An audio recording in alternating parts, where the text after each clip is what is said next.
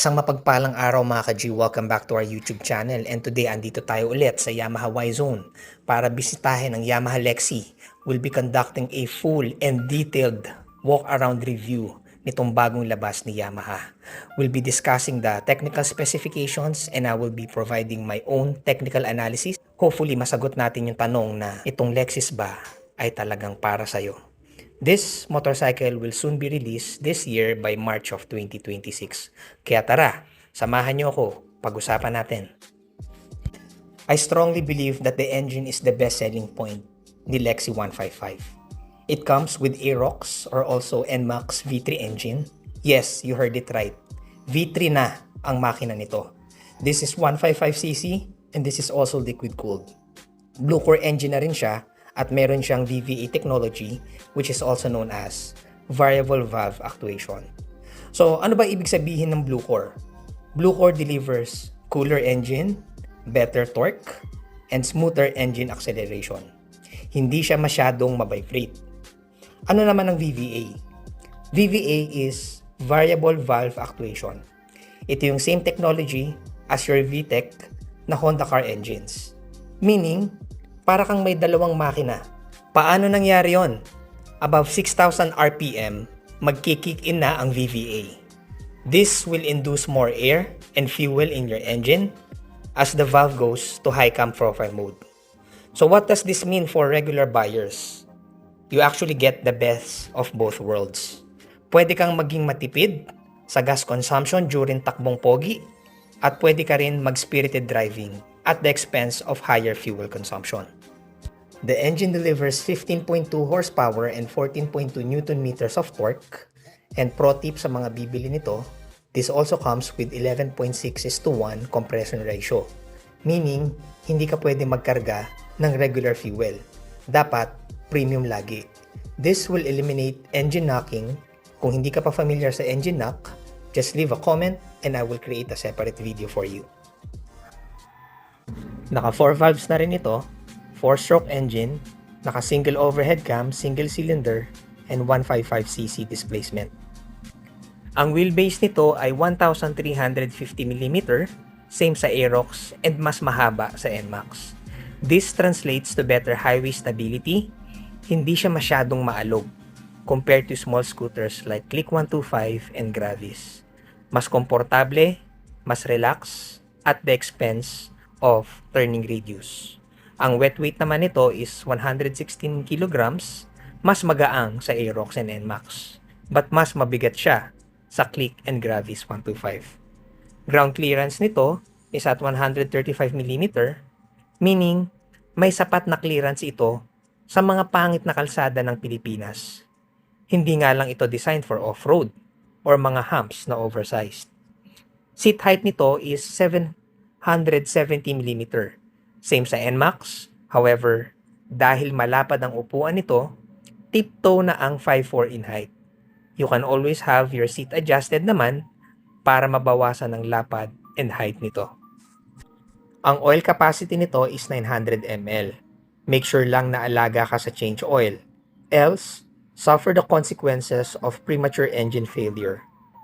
Telescopic fork ang front shocks nito, similar sa Gravis, but it was tuned to carry more load. So expect na hindi ito basta-basta magbo-bottom out unless may backride ka and over the weight limit na kayo. Unit swing, single shock naman ang rear suspension nito.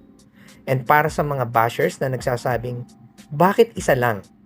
Again, this competes with the like of Click 160.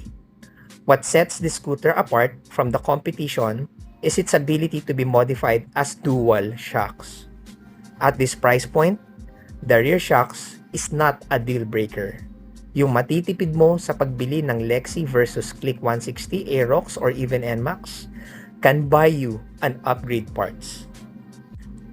Ang front tires nito ay 90/90 and ang rear tires naman ay 190 na IRC brand.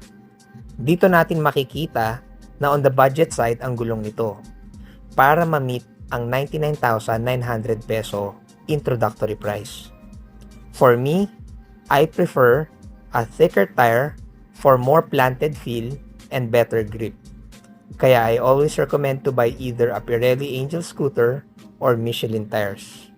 Kung hindi ka naman maselan sa gulong, think of your upgrade as an insurance. Kapag makapit ang gulong mo, mas less chance na masemplang ka kapag madulas ang kalsada.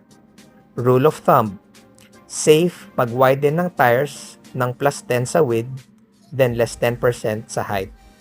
So for example, we have 190 na tires, we can safely upgrade to 110 by 80.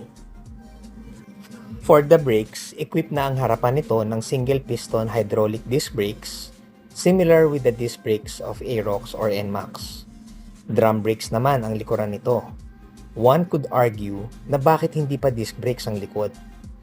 If we put it on a rider's perspective, dapat lang na matutunan ng riders na mag-front brake first before applying the rear.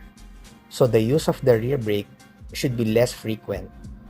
Therefore, the disc brake is not a must at the rear unless you upgrade the engine and the tires.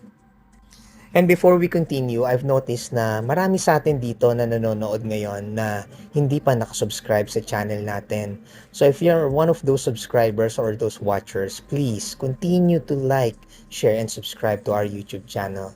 That way, marami pa tayong maabot and ma-spread natin ng word about Lexi. Pag-usapan naman natin ang features nito.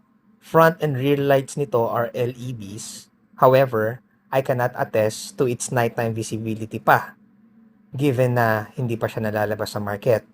For turn signal, on the other hand, is bad type pa, but the placement is very obvious, so very visible ito sa mga makakasalubong mo. Spacious din ang footboard nito, kasyang-kasya ang 5 gallons of mineral water. Malaki and makapal din ang upuan nito, perfect sa mga riders na may OBR. May USB charging slot na rin to, LCD meter panel with Y-Connect and stop-start system. Because of its fuel tank placement, medyo na-compromise naman ang underseat storage nito. Kaya hindi ka makakapaglagay ng medium-sized faced helmets and up.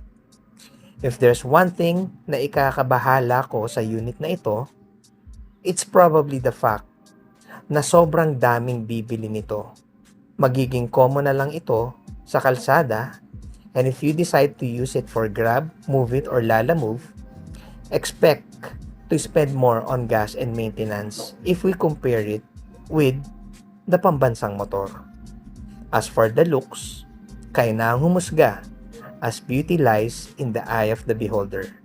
Ito nga pala ulit si Tito Mons. Hanggang sa muli. Paalam.